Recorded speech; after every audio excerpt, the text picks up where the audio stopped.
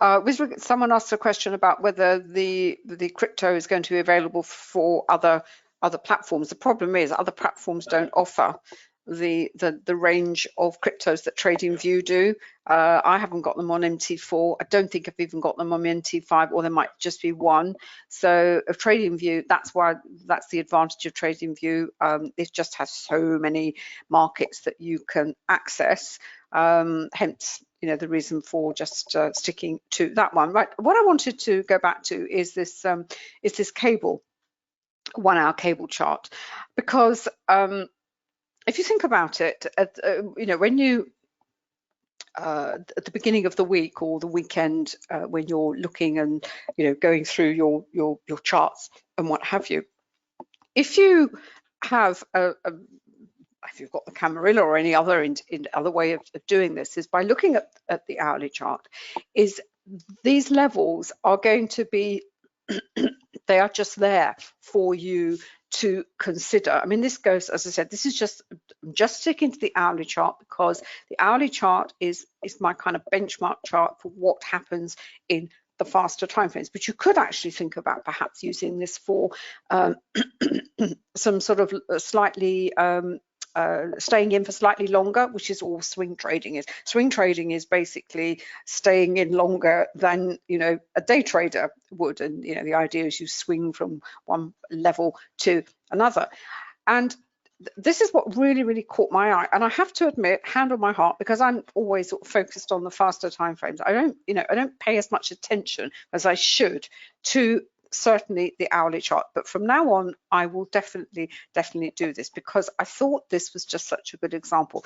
This level was calculated, as I said, at the beginning of this week, and it's going to be in play for the rest of the week. And this, I mean, you can't miss it. The number of times that it has certainly is held in the recent past, and it actually goes back to, as I said, back to the 21st of June. And you say, well, what happened this week? So if I expand the chart up again, as you see, when you expand it, you don't see what's gone on in the past. And if I just do this, so you look at this.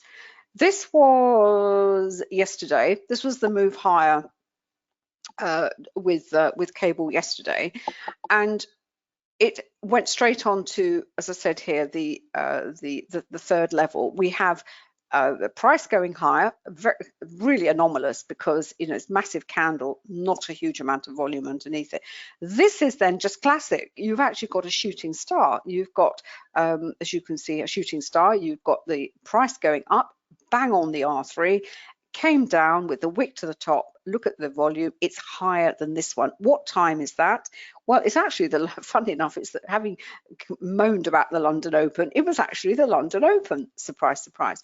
But it was only when reducing it and looking back, you think, what is the probability that this level that we have here, which has actually also got a 5 or a 0 behind it, this is where you are going to find selling, the supply coming in and the price to go lower. And in fact, this is what it has done. And where are we now? Well, it almost hit the S3, not quite. It's got a big wick to the bottom, not a huge amount of volume underneath it. But from here to here, as I said, these two levels it's not going to work all the time, but when you have a level and you've got VPA signals at the same time, and you've got historic levels as well, the chance of the probability that is going to develop into a really nice move, which it has, and possibly look as though it's coming to certainly a significant pause point today. And as I said, slightly slower time frame. Maybe consider, if you've got the quantum tools, look at the hourly charts. Certainly at the beginning of the week, it's something you have to do at the beginning of the week. Scrunch them up as I've done here. I don't think I can scrunch them up can I scrunch them up even further? No, that's well, it's even got an important level here as well. And look at this, we've got it's got the R4 under there. See, where is it? Is it the key is, at the beginning of the week, is it looking to go and perhaps hit it again? Lo and behold, the probability is it will reverse, it will do what it will do. And then you've got the, you've got the CSI will also come into play as well. And the Renko, I know that's the hourly chart, and you think, well, what about the Renko? The Renko will actually pick up that a reversal, will give you the entry, of course, because the Renko, is for the faster time frames, but it will give you, you can still use it for those entries and certainly for those exits. And if you then, does that mean you can't trade the faster time frames? No, because if we go back to the hourly chart here, and if I just blow it up a little bit more, I'll take this off. In this candle that we have here, in this candle that we have here, in this candle that we have here, in this candle that we have here, even in the up candles, this is the hourly chart. Would there have been opportunities for, as I said, if you're down in the seconds and the minute? Yeah, absolutely. There's absolutely no reason, why. But I'm just saying that, that for levels and the overall maybe direction, and if you want to move away from the faster time frames, then possibly this is an approach that you can consider. Right, that's that one. Have you got anything else to say on the indices, David? No. What have I got here? I've got David was talking about the YM. Is this the right one? Yes. On MT4, we talk about the indices. I know you can. There's always a cost if you want to trade the futures markets, and commodity futures generally, you have to pay exchange fees and what have you. But with MT4 platforms, they do give you access to these markets, and as David said, certainly with Globex, I mean, it's exactly the same. Exactly the same principles, exactly the same approach that you would take. You read the volume, you have your multiple time frames. As I said, this is actually the YM at the moment. It's in a congestion phase. It's where are we going to go? Use the levels again. I mean, I've got these are my daily levels for today. As I said, didn't quite get to the S3, where if this is going to carry on higher, well, this is certainly going to be an important level on a daily basis. What about the hourly and the weekly levels? Well, let's have a look. I'm going to have to bring this down a bit. It was some way away from the R3 there, but it's just at the volume point of control. We have, where is it? Yes, between the R1 and the S1 of these two levels, we call it it's like a neutral zone. It's like a buffer zone. There's no firm direction one way or another. Really, it's really down to sentiment now. We have to wait. What New York is certainly with Wall Street, are these worries that are out there because of the virus and what have you, is that going to topple this market? It's also the end of month. I mean, tomorrow is obviously the last day of the month, and we go into July, and we've got the PMIs. This is what I said earlier. The data that comes out in the Forex traders pay attention to. We've got the PMIs coming out from China, from Australia, New Zealand, all the G10, G7. They are going to have an impact on what goes on in the equity market and the indices as well. This is how these markets are all connected amongst themselves. Right, I've finished on my MT4 platform. Do you want to say something else? Have you got something over there? Can I just go on straight onto stocks? Okay, I've said, let's have a look here. I've got, what have I got here? Let's have a look. Oh, this is my Bitcoin chart that I've actually got. I'm just using the free version, and I haven't David has the paid version over there. He's got the developers platform. I'm just a bit of a cheapskate at the moment. This is the daily, as I said, the Bitcoin chart, and again looking at VPA, and this is what we wrote. This was this really nice hammer candle that came in, lots of buying off this level. The key to this chart we haven't talked about volatility too much this time, but when you get a volatility candle that you see here on the slower time frames, with this widespread, I know with Bitcoin you have a huge, this big range in the price anyway. It's got a massive wick underneath it, massive volume. Now, that markets have reversed off things like that on what we call a V-shaped reversal. But what tends to happen where you have had this volatility, this momentum, this compression of time within this candle, one of two things: you either do get a reversal, or you get this moving into congestion, and this is what has been happening with Bitcoin. We've got the volume point of control down here. I've got my level, I've got my Camarilla levels as well. This was quite a night. This just had another little hammer candle. Again, decent amount of volume underneath it, and that was quite encouraging. That's all you could say. It was encouraging, remembering we're in a congestion. We're around the volume point of control. A nice way of describing the volume point of control. It's based on market profile. Market is in equilibrium and it's balanced. There's no, it's happy to transact around within a range around, as I said, the volume point of control. Trends happen when that equilibrium is disturbed, so you get the push in one direction or another.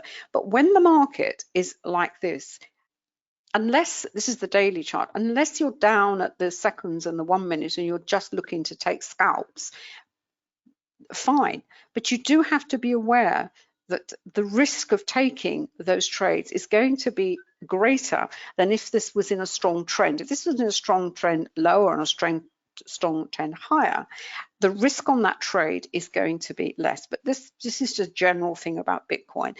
So that came in, which was encouraging, but there's no follow through. Why is there no follow through? Well, we have two up candles. First of all, it hits the volume point of control, but look at the volume underneath it. It actually falls away.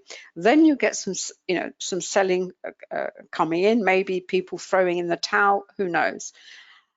You have another candle here with a decent amount of volume, pushes up. I can't see this because I'm not sure whether there's even a gap there. I can't seem to get to the bottom of, there may have even been a slight gap up, but again, it's gone straight into, these levels of support and resistance. They are on Ninja, the indicator we have for Ninja, the lines actually get thicker and thicker. So it becomes, you can see the strength building in them and you think, oh my goodness. And on trading view as well, we were able, because of the code that comes with the platforms, you can actually see a level get thicker and thicker, and you think, oh my goodness, this is going to take a nuclear bomb underneath it to actually get through, and the nuclear bomb is the volume. So it's gone straight into the volume point of control. So for Bitcoin investors at the moment, the thing is, it's going to be patience. And, first of all, it's got to get beyond the VPOC with lots of volume, and then it's got to get through these levels that we have here. But the key level is the top of the volatility candle that we see here. That is the key level, and the trend higher if that is going to carry on. Right. So that's what I've got to say about Bitcoin. I think there's a question down there. Let's have a look. I'm just starting to trade the fundamentals that look at when trading the US 30. Right, okay. Partly I've answered it in the thing that the releases that come out, that the Forex traders get to know. We look at the PMIs, we look at, well, there's a whole raft of them that you see on Forex Factory. Don't let the name put you off. Forex Factory, Trading Economics. Those releases are going to be taken up by all traders, as I said, whether you trade stocks or whether you trade the indices. Now, at the moment, we have the inflation narrative, and it's a question of getting to know the stock that you are trading. What is going to impact that stock in terms of the outside outside releases. For example, it's the stock that you are thinking of trading. What would happen to it if inflation, if interest rates went to 5%? Now, is it a growth? In other words, is it a growth stock? Is it more of? Is it a defensive stock? Is it a? This is on stock? Is it a? Is it a value stock, as it were? So that's on stocks. I think you asked about indices. Again, if you are trading the Nasdaq is tech, is basically tech, and the same applies. What makes up the Nasdaq? What stocks make up the Nasdaq? You would find that out. What's also important with indices is the movement of the index. How is that index configured? Is it equal? Are all the stocks there based on market cap? Is it are they ranked on market cap? So if it's on market cap, you would want to know what are called the advances and decliners. We haven't actually touched on it in this session because we've done a lot of things today. But when we do some stock sessions further on, we're going to look at the advances and decliners in more detail. And so that tells you whether the move in the overall index is actually a genuine move or not, and the volume will confirm that as well. I think I read somewhere that in at one point in the Nasdaq, I can't remember if it's the S&P or the Nasdaq, the actual move in the index was down to something like 4 stocks. That because there were such big moves in those 4 stocks, it kind of pulled all the index as well. So you have to do a little bit of sort of research behind it. Looking at the Russell, I had the Russell 2000. We now look at 4 indices. We've got the Dow, the Nasdaq, the S&P, and the Russell. The Russell is being reconfigured at the moment. The stocks are being taken out and moved up to I think the Russell 1000, to the big caps. A couple of them are kind of the meme stocks that have been traded very heavily by the Reddit and the Wall Street bets guys. So that there's a lot of background that you need to do, that you can do. Some of it applies, and that applies both to individual stocks but also to indices as well. What Forex also does for you, this is again, and we haven't talked about bonds and bond yields as well, is what the Forex does is if you keep an eye on those currencies that represent sentiment, that represent market mood, market sentiment, that will also feed into what you're trading on a daily basis. So I hope that answers that. And what I can do, yes, mostly tech. Okay, research.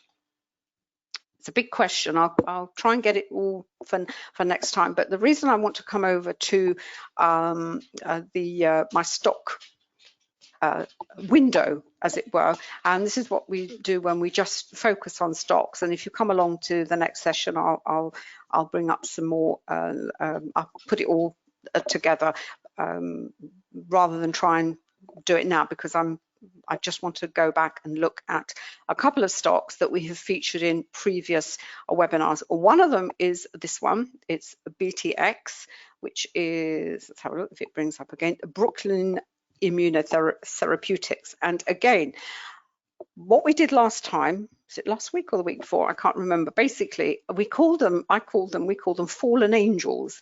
And this particular stock is really, really interesting,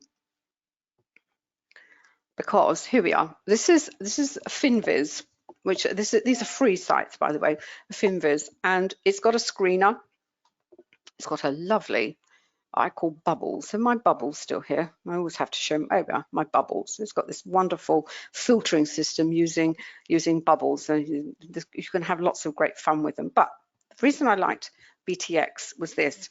This stock was in this is a biotech. Here we are, healthcare biotech. Biotech is, by virtue of its sector, is going to be more volatile, and you will find them in the Russell, a lot of biotechs, mostly in the Russell 2000. So, and the Russell 2000 is an index where people are looking for the next Apple. They're looking for the next big thing. That's where they all start. They usually start life in somewhere like the Russell, and that's what, you know, everyone wants to try and find. As I said, the next Amazon, the next Facebook, and what have you. You can see this massively long congestion phase, and you can just about see the buying under these, but didn't really go very far. And this is actually a fantastic pattern. So this sort of elongated saucer doesn't go very far, because at some point with this with a stock, you know, it is going to go, it is going to take off. Now we had this little, we had this attempt to break out here. We've got actually got a wick to the top and a little bit of wick to the bottom, massive volume underneath it, but it didn't actually collapse, which is actually quite interesting. So it's a bit anomalous. And then you had the explosion, and this is what happens. This is almost a classic pump and dump. So you had this kind of long period of accumulate, well, February to April. We call it an accumulation phase, so it's being bought. Then you want to push it higher. So you have some fantastic news coming out in the market. Everybody jumps on it. If you think about it, it's $7, $10. You've got good volume underneath it. It goes up and up. Then you've got this big candle here with a wick to the bottom. You've got as much volume here as you've got under there. So there's clearly some buying there. It goes from 10, it goes to 50. Then you've got, looks like this massive tail at the bottom of this candle. It's like a skyrocket. Look at it. Up it goes, up to $80. Look at the volume underneath it. Just look at it.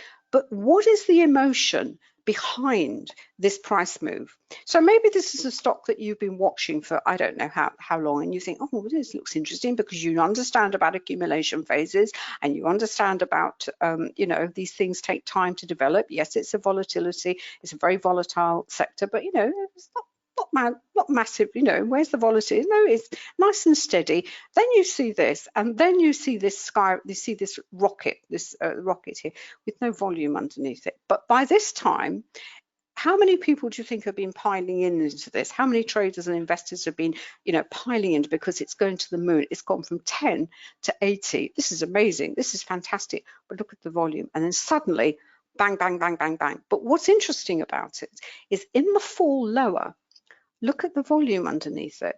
It's, you know, it's really not, it's more, it's really more to shake people out through fear, to get them, you know, get them to sell out. You've got a bunch of people now up there stuck because they said, well, you know, they've been sucked in with FOMO and heaven knows what else. Now it's come back. So what I call this fallen. It was more like Icarus, I suppose, up to the sun, gets its wings burnt, and down it comes. Now it's kind of gone into another sort of period of accumulation. You've got some, you know, some decent volume under some of the candles, some buying. You've got a little bit of a pullback. And it was just one that I said, just keep an eye out, see what's happening. Now, what tends to happen now is, because there are bag holders up here, there are people here who said, well, you know, I'm just going to wait till it gets back, until it gets to the thing. I will guarantee you, if it's going to go higher, it's going to struggle, because every time it reaches a level where there have people that says, oh, I'm out, that's it, you know, because I haven't, you know, so grateful to have maybe broken even on that. That said, it is still an interest, and I'm really looking at it to see how the psychology that has behind the price action and how the VPA is going to play out. And I'm really going to keep an eye on it and see what's going on. With FinViz, you've also got the kind of volumes that are going on behind the moves. Then it's got the sort of, you've got the history, and then what I tend to do, I then move it to Market Beat, and in Market Beat you've got more of a background. And I think today, I have a feeling, in fact I looked at it today, I think it's got earnings today. So let's have a look. I have a feeling we've got earnings. It's estimated, yes, we've got earnings today. So everything I have said has to be taken in the context of earnings, because obviously with stocks, that is always going to be a huge factor into you know, what may or may not happen with the price action. You could see a gap down, you could see a huge gap up, you just have to look at the volumes. The nice thing about Market Beat is it's got the headlines. It's quite interesting. It was on the 23rd it was up 5.2. On the 24th it was down 4.5. So I suppose you could say it was up 1.3 overall. But it's got its profile. You've got the inside trades. You've got the institutional ownership. I don't know how up to date it is, but are the institutions buying it? Well, they were certainly buying it over here, 104 million. That was back in 2019. Yeah, so it's all that sort of stuff. And again, the chart. Again, looking at the volume, you've got buying under here. It's certainly got buying under there, and it goes back into this lovely sort of saucer shape. Some people call it like a cut and saucer, don't they, David? Yeah. That's a sort of saucer shape. But we do have volume, we do have earnings today, possibly estimated, and we'll see what happens. So I hope that answers. I will, as I said, with regards to the indices, we will. Andrew, no, let's have a look. Why are some of the I know CAD's relationship with it, because they're risk currencies. Aussie and New Zealand are they are currencies. Currencies are risk assets. They are tied to whether the economy is doing well or not. So that's why we look at the risk currencies and also what the safe haven. But it is actually all explained in our Forex program, which I know has the word Forex in there, but we do have a lot of stock and index traders who have taken the program simply to find out that kind of information and to learn more about the psychology behind the price action. That's something we talk about. No one else talks about it. That's kind of behavioral and behavioral, trader and investor behavior. If you understand VPA and if you understand how the markets all interconnect with each other, you will understand the psychology behind the price action will be revealed to you. That's all I can say. As I said, when we when we go back to doing more specialized webinars, then I will put together some free resources. It is, it's not complicated, but it is complex, and you have to sort of understand how these where these relationships are and how the markets sort of feed off each other, as it were. But ultimately, markets about, as David, as we say, it's about money flow. Traders and investors are happy to put their money into riskier assets for greater rewards, and when market conditions change, that they're not so comfortable taking risk, they will move into what are called safe haven assets. Now that's very binary, but there's a mass in the middle. There is a spectrum of sentiment, and there is a spectrum of risk. And as David said, sometimes it's not clear cut. Correlations and relationships, they do break down. They break down for for various reasons, and then they come back into sync, as it were. Right. Is there anything you want to say to that? I hope that helps. Right. I will just pass back to you then. Is that okay? Yeah. I'm just going to pass back to David. And I'm going to say thank you so much for coming along. I know it's been a very long session. I think I'm going to chop this up into 2 videos anyway, and the recording will be up on YouTube later.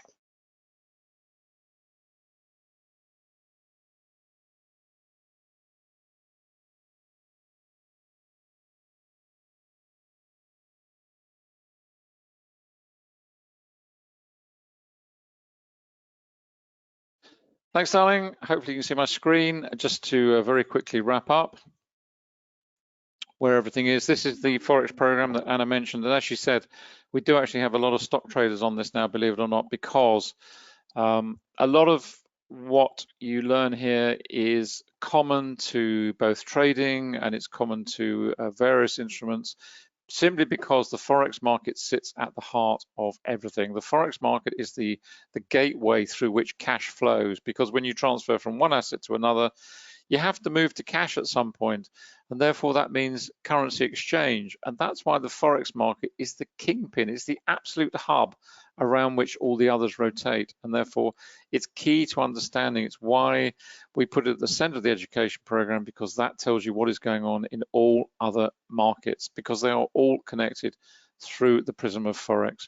It's all there. It's a huge program, covers psychology of trading, the fundamental analysis in detail. As Anna said, you know, that relates to whether you're trading stocks, whether you're trading Forex, it's all related. Big module on, you know, central banks, the policies, the decision making, everything else. There are 13 PDF downloads that go with the program as well. And I think in total there are something like 450 lessons and something like 200 to 300 hours. Huge deep dive into VPA, as you would expect in the relational analysis module. In the technical analysis module, relational analysis about how the markets, you know, nothing operates in a vacuum. The mechanics of trading, you know, how do you trade? What is the right way to trade? We don't say which is right or wrong, but we lay it all out so you understand and choose what suits you as a trader and your particular tactical approach to the markets. Topic webinars, webinar library, pulling it all together, how to use the indicators, of course, and massive VPA chart examples in there as well. So it's all there. And we bolted on the funded Forex program as well. Gives you the option to trade our money right the way from $5,000 through to 2 million. It's at no risk to you because you're trading our money. It is very much geared around Forex. The levels you start at are the evaluation levels. You can start at $5,000, $10,000 or $15,000. There is an entry cost. Once you're in there, that's it. That's all you pay. You can't lose any more than that. That's it. It's our money, as I say. You're trading our money, not yours. On these levels, it's spot Forex. You're trading the 28 pairs primarily. You'll set a target, a very achievable profit target, percentage-based profit target. You get a percentage of that kickback into you personally as a lump sum once you've achieved that particular level, as 35%. And then thereafter, you move up onto the next levels. We multiply these by 4. So if you start on 15,000, you move up to 60,000. On the 60,000 level, two things change. First of all, you can trade additional markets. You've got the indices here and also gold. And in addition to that, we increase the profit percentage back to you, comes back to 50%, and we pay that on a monthly basis. So you're starting to earn a monthly return on your trading activities, which is really nice. And that goes all the way up to 2 million. And once you get to 60,000, once you get to the next level, what we call portfolio manager level, we double everything. So if you go from 15 to 60, just to use that example, from 60 you go to 122, 44, 80 through to 960 and up to the million and up to the 2 million. The other thing that changes once you become $1 million trader with us, you earn at 60% rebate. And again, that is also paid monthly.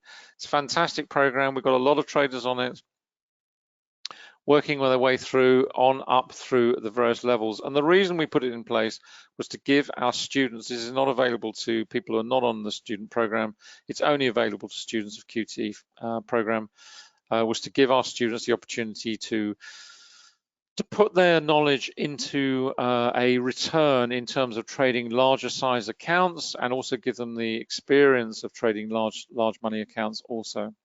So it's all there.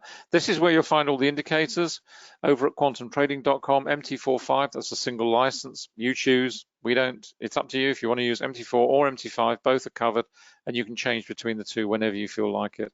NinjaTrader 7/8, exactly the same. You can trade either on 7 or 8. You choose, single license. TradingView, wonderful. It's on the browser base, so you pretty much run on any device you care to name with our indicators. And TradeStation, two versions of TradeStation. The one you saw today is the one with interactive brokers, that's 9.5, TradeStation Global, and then there is the TradeStation 10 and above, which runs with the TradeStation Securities Data Feed, TSS, which is the traditional TradeStation application, charting application with their data feed. And you've got up to 1,000 cells on radar screen, immensely powerful. It's fantastic. It's a wonderful charting application package. As you've seen, new indicators coming along all the time, upgrades on the existing as well all the time. Also, if you buy just one indicator from us, you can always upgrade to something at a later stage. You get a full credit for it. So if you buy one indicator and you want to upgrade to a package, or you want to upgrade to an education program, whatever it is, you get credit for that. always, so you never ever lose out. And you can also swap from one platform to another. So if you start on MT45, for example, you can port your indicators over to NinjaTrader or TradingView or TradeStation at the same price. We don't charge you for that. Some companies do. It's outrageous, personally, I think. We don't charge you anything for that. You can transfer from one platform to another at zero cost. If you want to move a complete package set, if you have, say, MT45 and you want to go to NinjaTrader, the only difference you pay is if there are more indicators, because there are differences in prices on the platforms because there is greater functionality. For example, on NinjaTrader, we have tick speedometer, which is not available on MT45. So that's where you'll find all the indicators. And finally, just on Anna's site, this is where you'll find all the books, all up on Amazon, the Kindle and paperback versions, and all the links to the various sites there. The box sets here as well, you can find all them there as well. And also all the analysis we do down here are across the various markets, which goes all over the place. I'm delighted to say also that FX Empire, who you may be familiar with, have also decided to take Anna's analysis too. So she'll be appearing on investing.com and also FX Empire this week. That's it, we're done. Sorry, gone a long way over time, in fact, double the time. Hope you've enjoyed today. Hope you found it useful. Hope you've perhaps learned something you didn't know before. And we will be back next week with more webinars. If you're on the list, you will receive all the details. So thank you very much indeed for coming along today. Enjoy the rest of the trading session. Enjoy the rest of the trading week. Stay safe, and we will see you soon. Bye for now.